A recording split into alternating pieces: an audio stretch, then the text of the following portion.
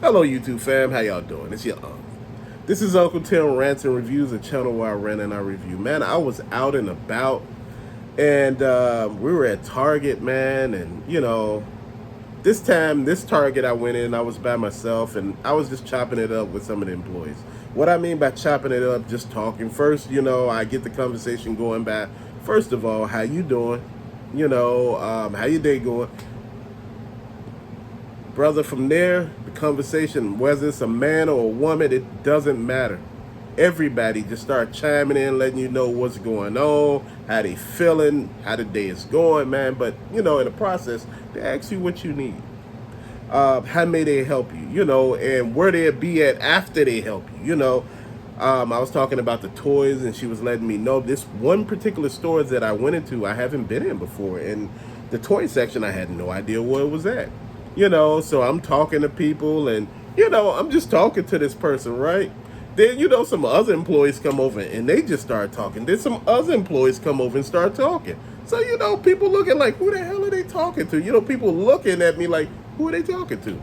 Because it was so many associates over there. I guess if you present yourself and just be honest about what you're looking for, you're not in there all the time, you being pleasant, man, they were just chopping it up. Everybody was having a good time. The manager came over, was talking to me, and I felt some kind of way, man. I felt like a celebrity, right? So I'm talking about toys and stuff like that. And you know what? What came up, we started talking about our childhood, man. And how, kids nowadays, and I thought it was just me saying it. She said kids nowadays really don't play with toys. She said, from what she see, they're not kids, like on a big scale buying toys, like their parents buying them toys. It's usually like grown adults buying toys now, like as collector's items. And she broke that down to me, man, and I was just sitting there listening, man, and I was just like blown away.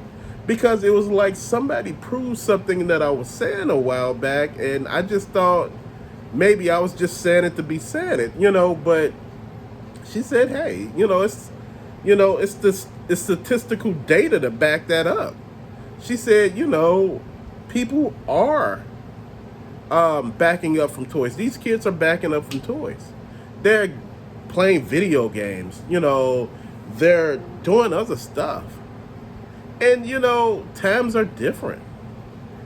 And as she was breaking it down to me, it was just real. You listening to somebody talk, tell you something that's going on and how things are working, man, and I'm just paying attention.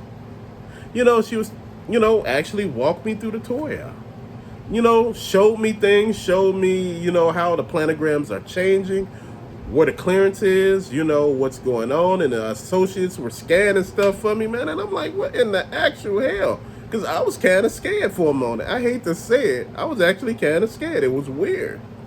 But, I learned one thing. When you get people in a situation where they feel comfortable and, they're talking, everybody's a part of the situation, it changed. It became something different, man, and it was just a whole new level. Everybody was just talking. So, as we were walking through the aisle, I hate that this is a long video. She walked me over, and I seen some G.I. Joe classifieds, man, and I was talking to her. I said, before they weren't coming to the shelves. A lot of times, you never see them. She said, well, you have to blame that on people who come in and buy it all up. She said, we can't stop them from buying the stuff because our job is to sell the stuff. If the people want to buy it, they have to come in at, the times that everybody else come in, to get the stuff, man. And I'm just sitting here listening, and everything is making sense. This woman has not told one lie. She said, it's so many people that feel entitled, like you supposed to have this stuff here. You're supposed to keep people from buying. She said, if we keep people from buying stuff, she said, how are we going to stay open? How people going to keep their jobs? How we going to pay people? And, again, this ain't nothing but logic she's speaking. And it's like, when I talk about stuff like this to people, it's like, it's unheard of. It's like, what are you talking about? What are you getting at? who are you? You know, like, so she was just breaking it down. She took me to the Hot Wheels section. She was showing me how collectors or whoever they are, I guess if you have too many Hot Wheels on a shelf, they take and break the card and throw it on a shelf for some reason, you know, for the she said, I guess this is for they to bring out more cars or something, or this is some sort of logic behind it. And she was like, there's really no logic behind destroying merchandise. She said a lot of the people that you are having problems with are the people that are in, you know, the community themselves. Because she said some people get so entitled that they be out there just, you know, calling the store every day. And she said, you know what, that could weigh heavy on any damn body. You calling every day to ask about something, come in the store and check. And I was just sitting here listening, and I was like, damn, okay. And she's like, you know, just, fam, I don't know how I could break this down to you. I don't know how I could take this into a whole new step or another step. She just said, look, I think most people just got to pay attention. You know, if we got stuff coming in on Tuesdays, I tell you stuff coming in at Tuesday at 9 o'clock, be there at Tuesday at 10 o'clock or 11 o'clock. It's time to put the merchandise on the shelf or bring the merchandise out. If it's already on the floor and it's a box right there, just ask an associate. They'll open a box for you. But she said, please let us have time to actually put the damn stuff on the floor. And I was like, wow.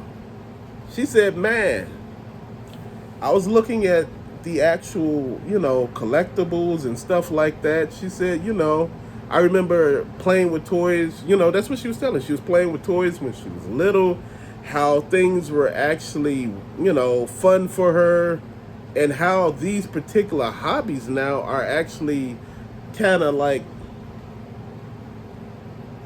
you know, sidelined by jealousy and people hating on you, and it's hard for you to get the items. She said, I think social media helped break a lot of stuff. She said, because a lot of people now feel some kind of way.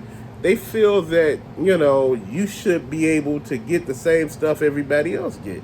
She said, hey, you got people that's over in other states getting merchandise because there's nobody over there buying that stuff. She said, shit, you in Rhode Island, Vermont, and places like that. She said, how many collectors and resellers you got in certain places? She said, you got to think, Maine and all of these places.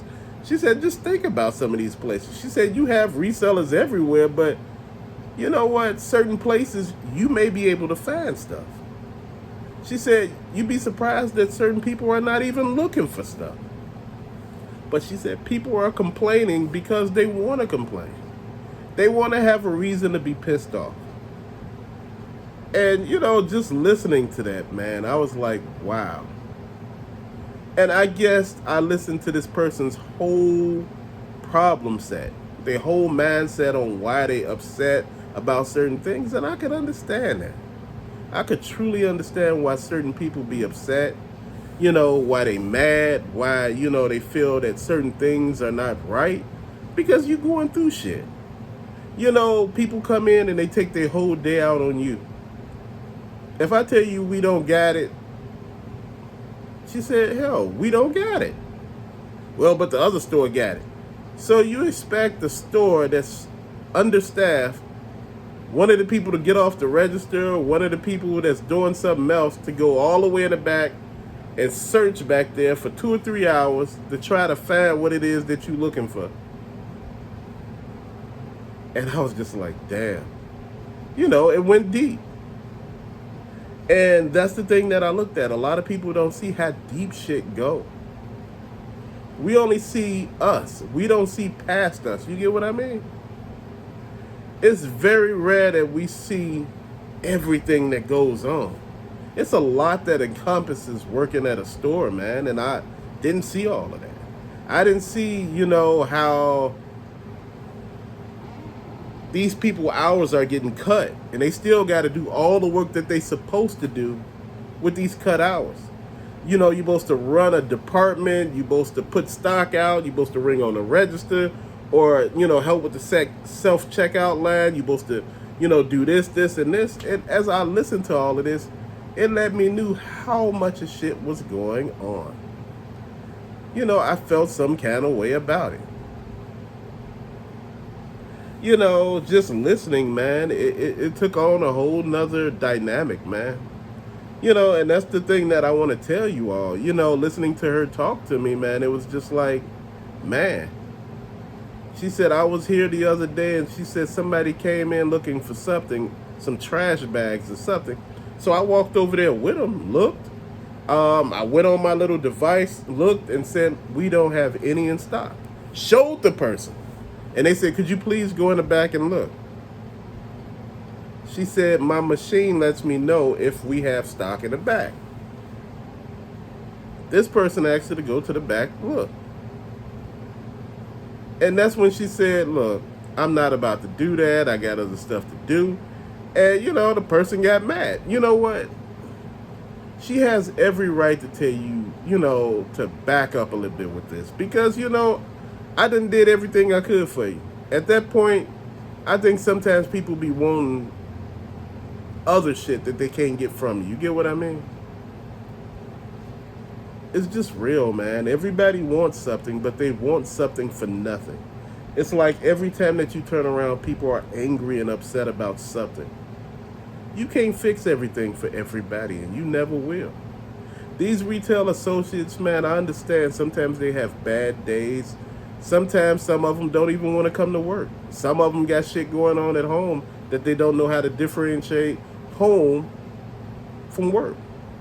Some of these people are dealing with shit, real shit, horrible shit. And, sometimes I think people don't get it. Man, it's hard to always understand what people are going through. It's hard to sympathize. It's hard to relate sometimes. When you see people going through a living hell, you know what? You don't want nothing to do with it. But we all want what we want. And, at the end of the day, man, people are like, man, look, I'm done with this shit. Why you think a lot of people don't want to work retail? It's like, at one point in time, you was making the least amount of money possible, and people were basically, going to fuck off. And you trying to figure out why. You trying to figure what have you done to deserve what you getting out of people. You get what I mean? It's crazy, man. You got to look at all this stuff and you got to understand what it is that you going through and why it's the way it is. Man, these stores, like I said, a lot of them are damn near on the verge of going out of business. But yet we go in there and, we complain and complain and complain. Then we get mad when they close the damn store. Oh, man, they shouldn't have closed the store. They should have just did some of the stuff that I asked. They did. They just closed the damn store. Now you can just go somewhere else. Man, look. I'm just having a hard time, just sitting back, just listening to some of the stuff that I heard there and all the issues and gripes that people have.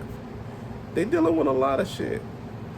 So I don't want you to think that when people telling you shit is going bad sometimes and they looking and they be all pissed off, you never know. Some of these people shit was told that hell, they may not have a job coming soon. I'm not talking about at Target. I'm talking about not with that right there. I'm talking about with these other locations, man, they closing locations of everywhere. And we all making it seem like shit's supposed to be just the way we left it. Oh, man, it's going to be all right. Don't even worry about it. Man, you're supposed to worry about as much as you can. Because that's just how life is. Life ain't fair. It's not by any long shot. But fam, with that being said, thank you so much for watching. Peace out.